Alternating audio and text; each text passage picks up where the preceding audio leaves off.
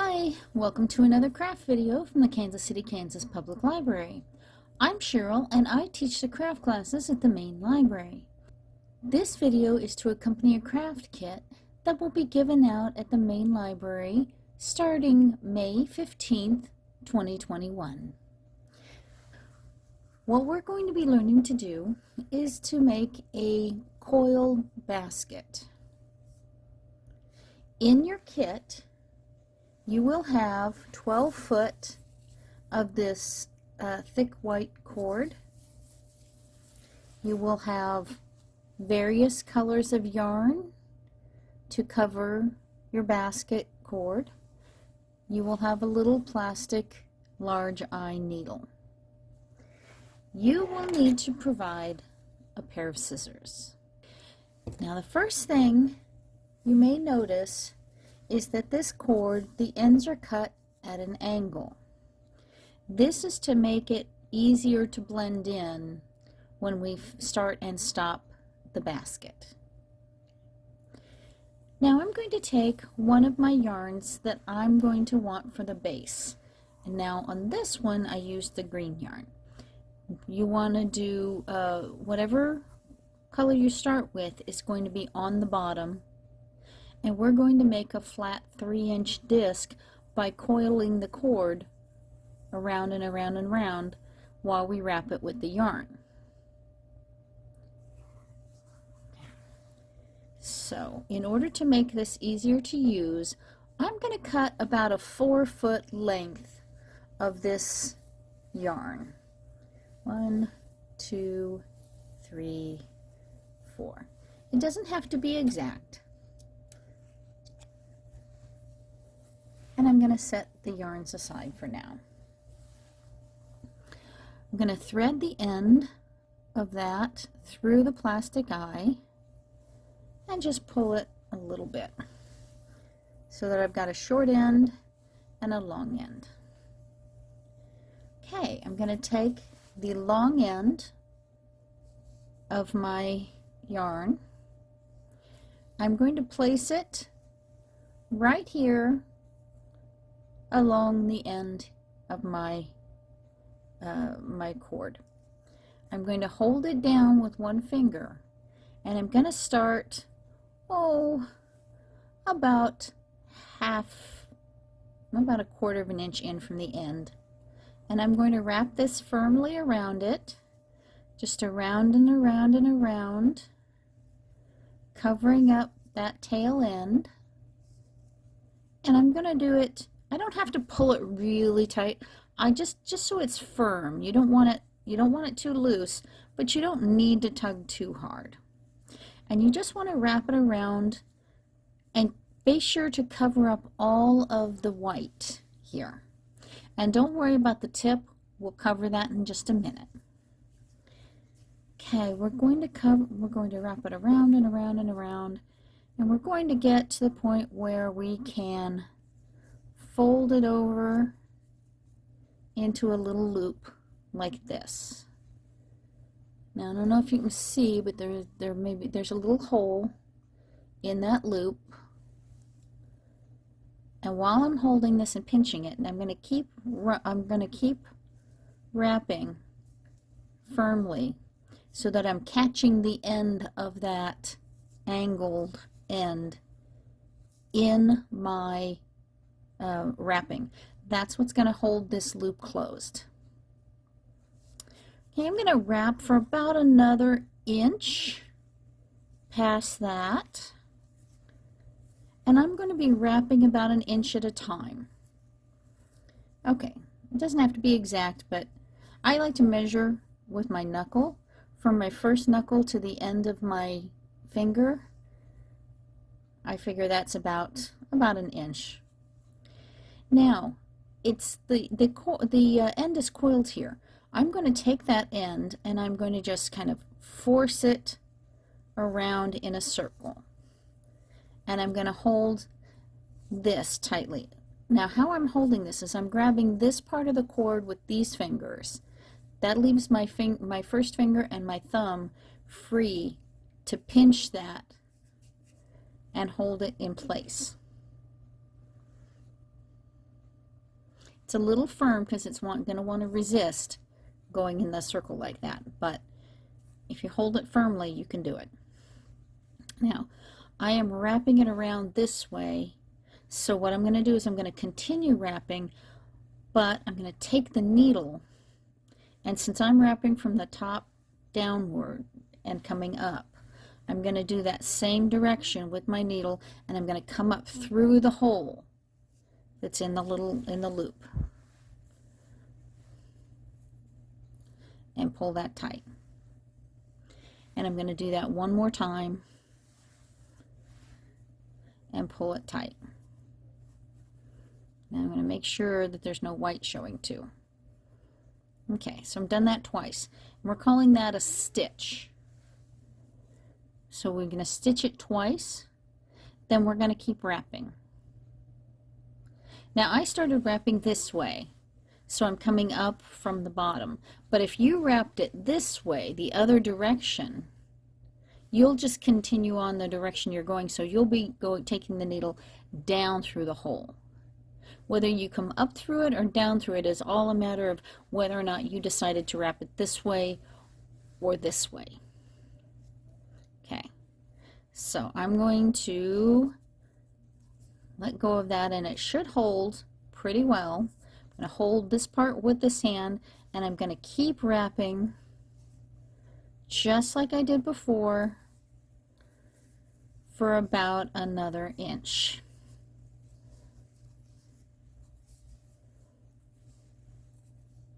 I'm going to measure it with my finger. Okay, that's about an inch. I'm going to do the same thing. I'm going to coil it again, hold it tightly, and come up through. Now on the base, I like to take 2 stitches when I do this, just to hold it a little more securely, because it's coiled so tightly here it wants to resist. Once you get to the sides, you can choose to do just 1 stitch. Okay, so now I'm going to wrap it again for another inch.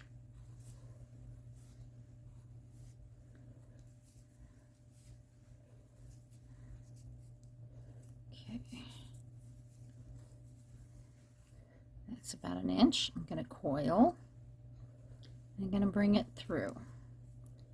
And now I'm starting to get a little short on my yarn, so I'm going to want to add another piece.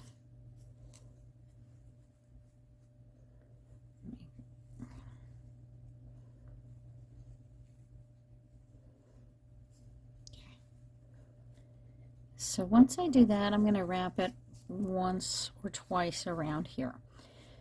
Now it's time for me to add more yarn.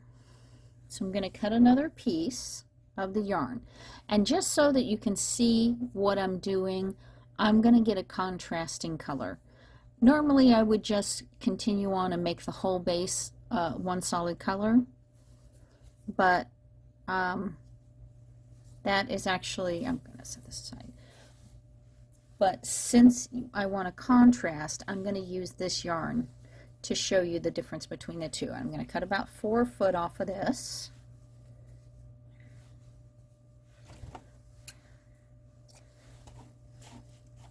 Now this yarn is a specialty yarn that's made up of 2 different colors. It's made up of a blue strand and a kind of a brownish strand.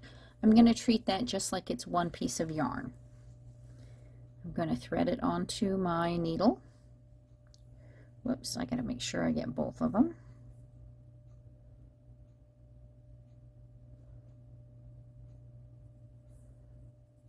Okay, and now with the long end, I'm going to find the long end. And the reason we work with only 4 foot strands is because if you try and work with longer than that, it's going to get kind of tangled. Okay, so I'm going to just lay, I'm going to take this part here, and I'm just going to lay that tail end down along my cord.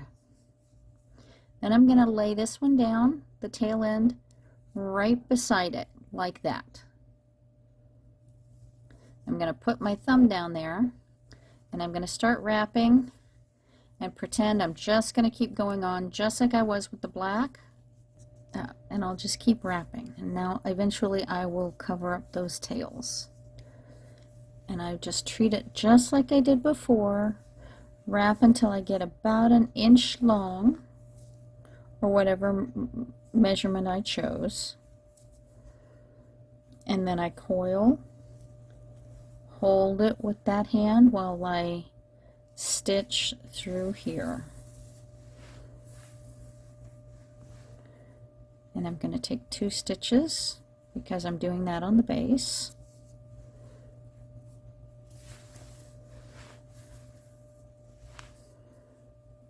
Firmly. Then I'm going to wrap.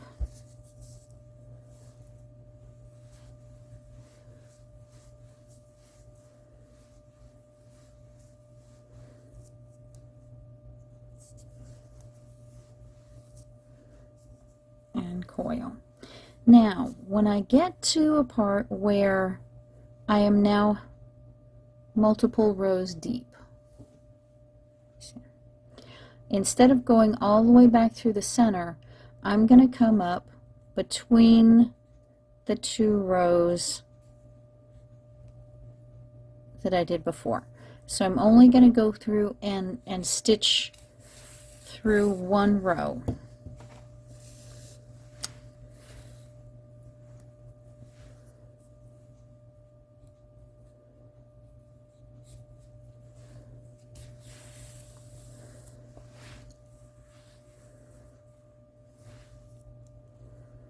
And then I'm going to continue wrapping.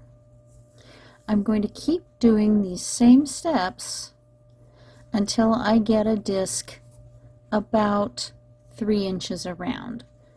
So I'm probably going to be doing to about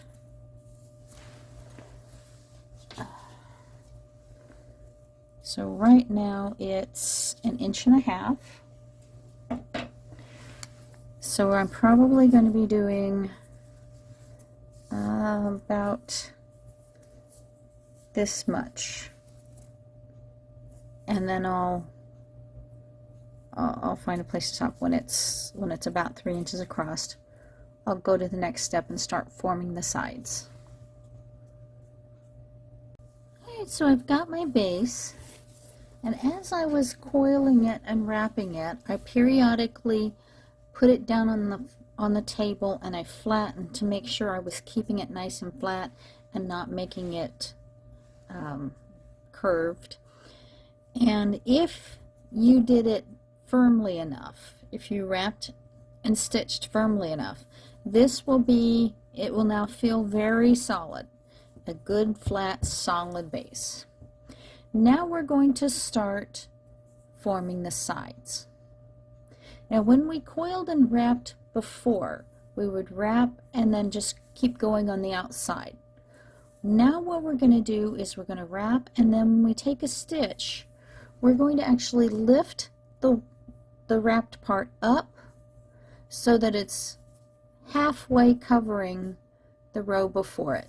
So let me see, this is to form a flat base. It's on the outside.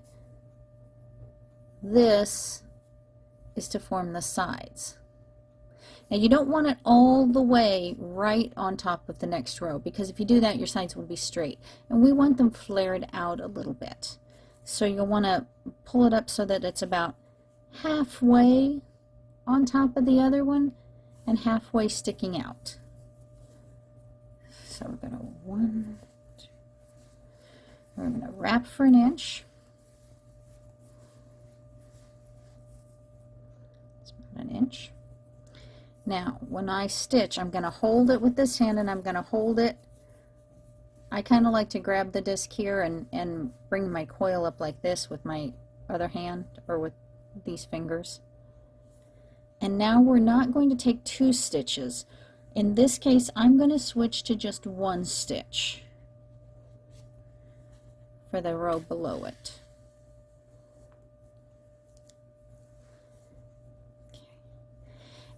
Now, one thing I do want to say is you want to remember where you started lifting the coil up. because that's going to be where you will finish too. And if you're going to do a solid row of color, then you'll want to start and stop the color right there where you started lifting it up, just to keep it looking nice. That will keep your top from being kind of uneven if you start and stop in the same spot when you're doing your sides. So now I'm just going to wrap around another inch.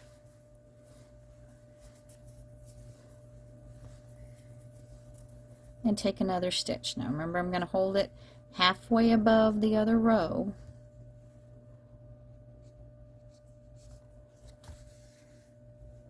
And you're welcome to take 2 stitches if you don't like one, but it's just a kind of an interesting extra. I'll show you here.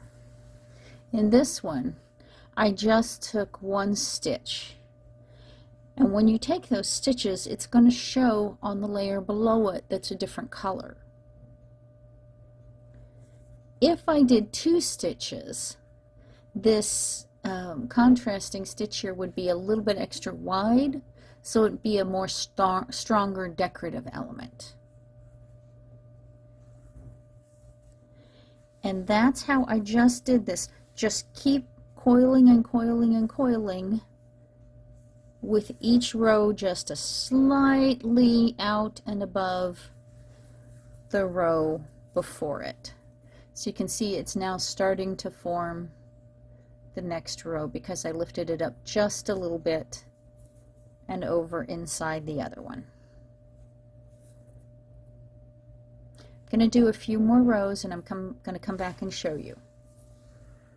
Yeah, I've done a few rows now, and I decided to start switching out the yarn every couple of inches, so I cut the yarn about 2 foot long instead of 4 foot like I did for the base. And I can also cut random lengths, some of them, you know, 1.5 feet, some of them 3 foot, some 4 foot, some, you know, varying the lengths to get uneven distances on this. And you see it's doing really well. I don't know if you can see this, but what I did, remember I said you needed to mark remember where you started your sides, where you started going upward. I had a bobby pin that I just pushed through in that spot to keep my place. If you don't have that, what you could do is just take a little piece of yarn and your needle and thread a piece of yarn through there so that it's sticking out in that spot. Just temporarily, you can pull it off when you're done. Just to mark where your end is so you don't lose it. I wanted to talk a little bit about what it happens when you get up and you have a bigger top and it's more firm.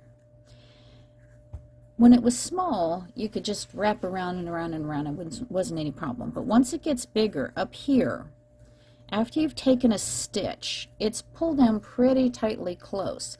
So you'll find yourself having to wrap it inside, pull it, and over, so that you're actually kind of going at an angle before you, and then you may have to just like push it up with your thumb so that you don't have any gaps for a few stitches. So the kind of motion that you do changes. Before it was just a wrap, and now it's kind of an S shape, like a serpentine shape. You're over and sideways almost. So just be prepared for that. Okay, I've done a few more rows, and I've gotten to the spot where my bobby pin is here, and I have just a little over 1 row left of cord. And I've decided that I want a solid color rim on my top row. I could just keep continuing on with the switching colors but I think I want a solid rim, and I have enough black that I know that I can do that. I also have enough of this brown and yellow, but I don't think I want that for my rim, so I think I'm going to use the black.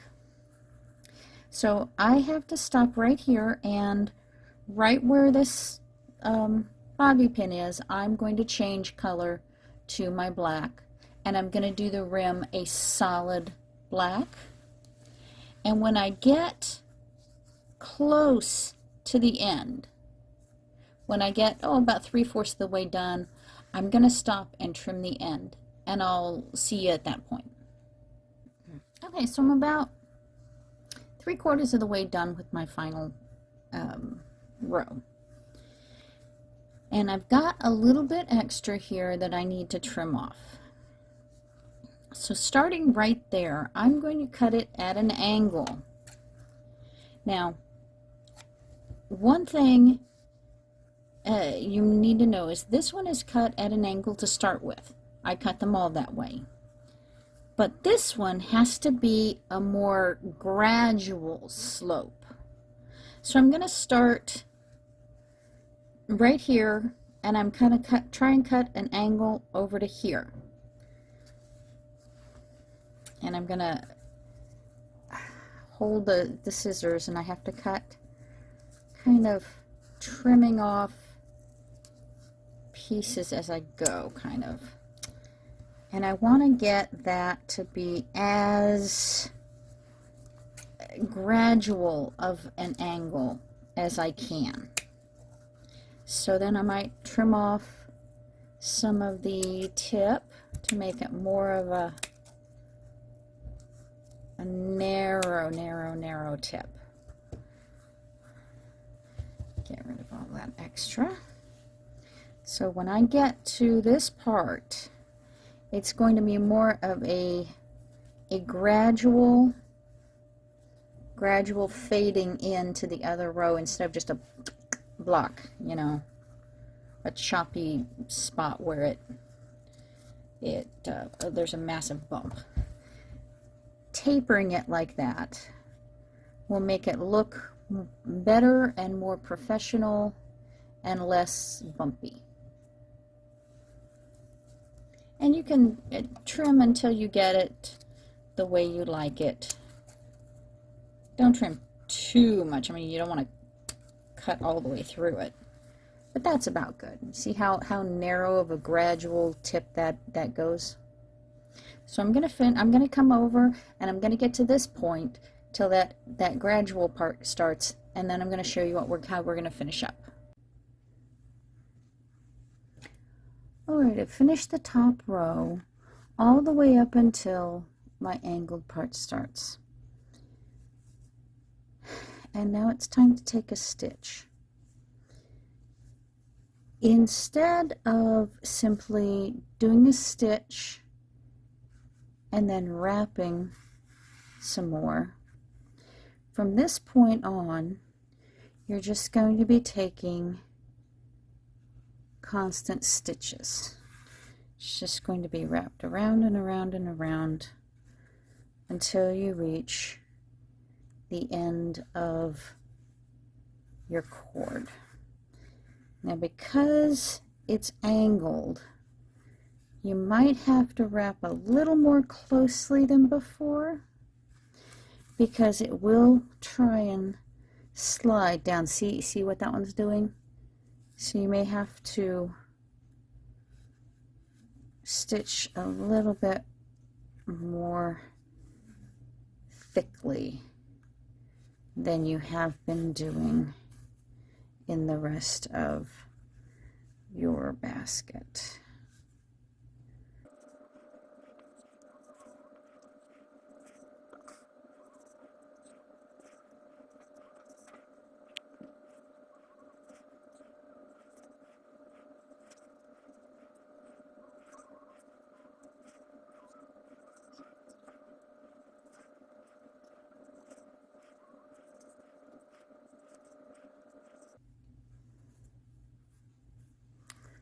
Alright, I think I've got that pretty well done.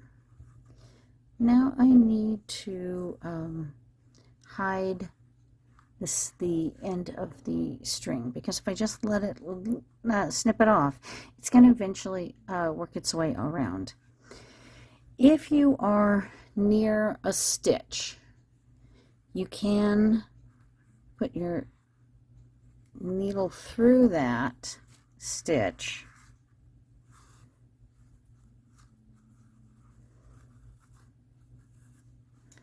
and do a little knot.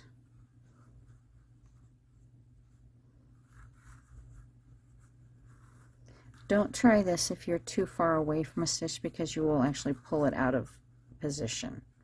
But if you happen to end up near a stitch, that's a good way to end it. You can even, once you've finished covering this, you can actually just keep wrapping until you reach a stitch if you need to.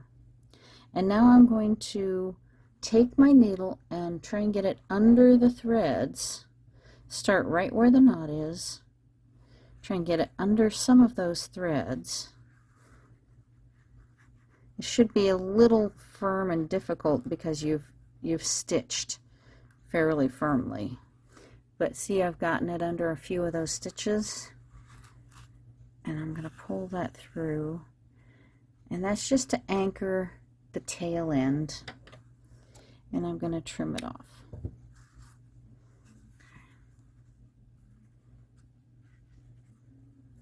And if you have any little loose pieces, like see, I've got a few little threads there. I don't know if you can see that. That didn't quite get caught under. I'm going to trim that off. And my basket is done. Now, if you put your cords half on top of the other, and you keep it the same distance apart, like if you put this on top and then you put this half on and half off for each row, you should get a nice straight sides. The more you put it to the side, if you put the next row completely flat to the side, you get a flat disc. If you put it up just a little bit, let me see here. If you put it up just a little bit, you'll get a very shallow rise. The further up you put your cord above the other row, the sharper your rise will be, until if you put it right on top of the other, you'll get straight up and down sides. What this means is that you can actually shape your basket if you'd like. You can go more straight up till here and then suddenly curve outward to form a lip, so you'll have straight sides with a flare at the top. Or you could make this a shallow bowl by bringing these down a little bit instead of up.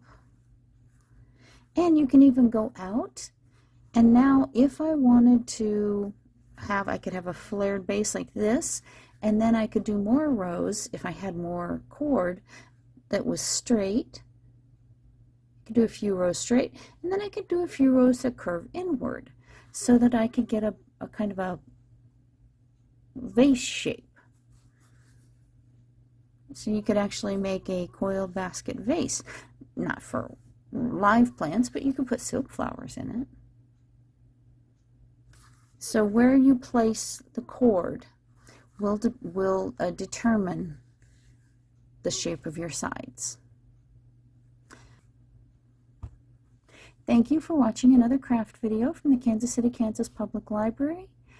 I'll see you next time.